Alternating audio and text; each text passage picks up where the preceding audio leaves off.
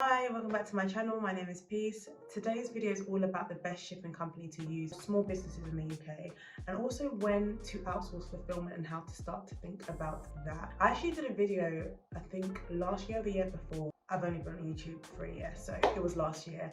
But I'm considering the size of my channel, like it's not big at all. I get a lot of inquiries about that video, so I think a lot of people find that quite helpful. So I will leave a link to that video I did because it's still got like lots of useful tips. But this is just like an update on how I'm shipping now and like what kind of changes I've made to improve the shipping experience for my customers. So for my UK shipping, in my last video I was saying that I just moved to DPD, and for the longest time DPD were doing what it needed to do, but I do not know what happened in the last like few months. But my account manager was like MIA, like the customer service from the business side was absolutely appalling. Every time I have an issue, you're supposed to be able to contact your account manager and they will kind of be your point of contact to solve anything. There isn't many issues, but when there are, because with shipping, you will know like 2 to 5% of orders are gonna get delayed or lost or whatever. I wasn't getting responses. I was kind of having to like keep chasing up for responses to the simplest things.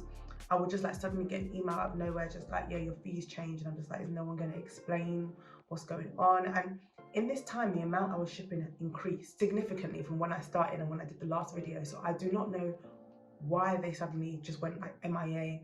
But between that, the price changes, everything else, price changes going up, I had to really look at it, and I'm like, the value I'm getting from them is not worth that price anymore. When I originally moved from Royal Mail, that was during COVID, and a lot of things were going wrong with parcels because of COVID, and they were really understaffed and all of that stuff. From what I've heard, that's improved. So I thought, okay, it's really worth me looking back into Royal Mail. So I moved back to Royal Mail OBA, and I applied for an OBA account this time. So I'd actually have like an account manager, because back then I was doing like click and drop. It wasn't that many, but now I've moved to OBA. I think for OBA, you need to be doing, I want to say 1,000 orders in a year.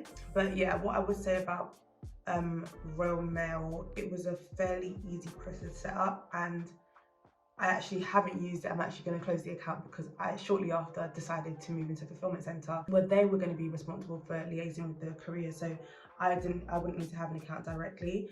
But I would say that the onboarding process, everything seemed quite smooth.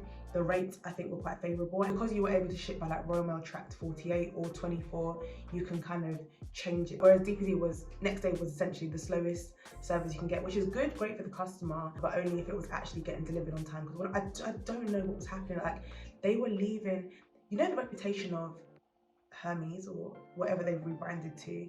That's what DPD was starting to do to me, and it was so baffling and quite disappointing as well, to be honest, because it's just the last thing you need to be worried about. Then chasing people up, getting no responses, and just like changing your rate out of the blue, not really saying anything. It was all just, I just didn't need it. So for USA, I was still using Transglobal up until the point where I moved to Royal Mail, because the rate I was getting from Royal Mail OBA was like half of what I was paying for Transglobal.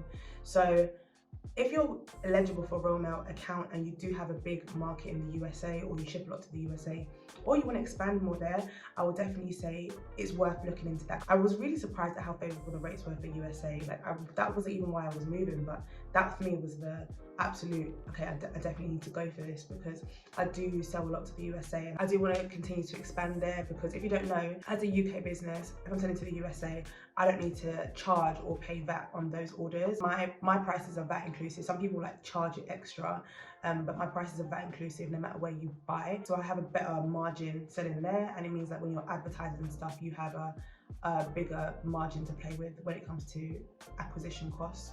So that's definitely something to take into consideration about expanding to the USA if you're based in the UK. My biggest update comes from how I ship to the EU. I still haven't really like doubled down on my marketing in those areas, because for the longest time I just kind of withdrew from shipping to those places because of all the Brexit complications. But I have found actually a shipping company that specialises in shipping from the UK to the EU without all that Brexit nonsense. This is the importance of like niching down when it comes to business.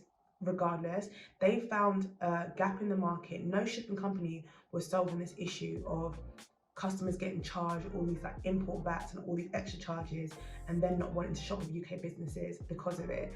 And they have come in and solved that problem by just specialising in that route. I don't believe that you can ship to many other countries apart from countries in the EU. I think there might be a few, but for the most part, that they're focused on that route, like UK to Europe. And the company is called Samos. I've never heard of them personally, but the thing about me, I am the absolute queen of finding things on the internet, and I'm surprised it took me this long to find it, but I'm not surprised I found it eventually. If I'm completely honest, I find everything on the internet, especially when I'm really looking for it. Yeah, I'll leave a link to them below because I think what they're doing is really good. The times I have shipped with them, I've had no issues. Customer service has been really good. I've always got really like fast responses, really useful responses.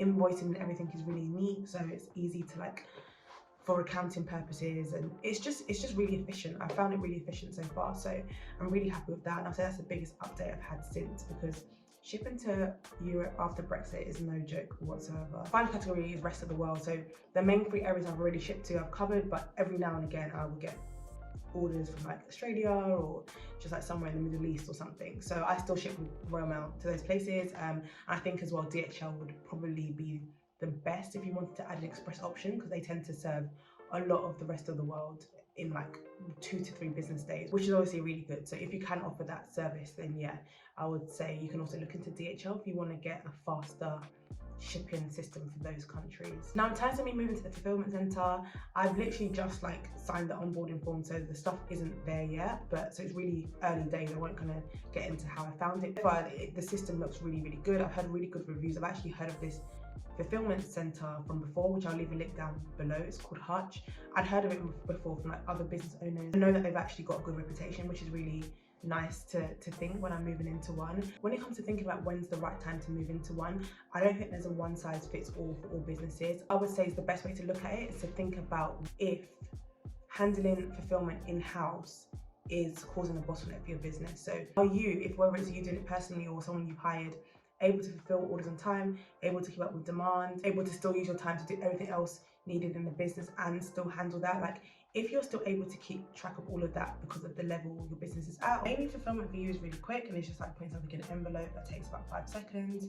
That's really going to be dependent on the individual's business. But I would say once it becomes a bottleneck doing it in-house, that's a good time to start thinking about outsourcing. I really hope you found this useful. Please let me know if you have any questions or video suggestions. I really find those useful. I will see you again next time. Bye.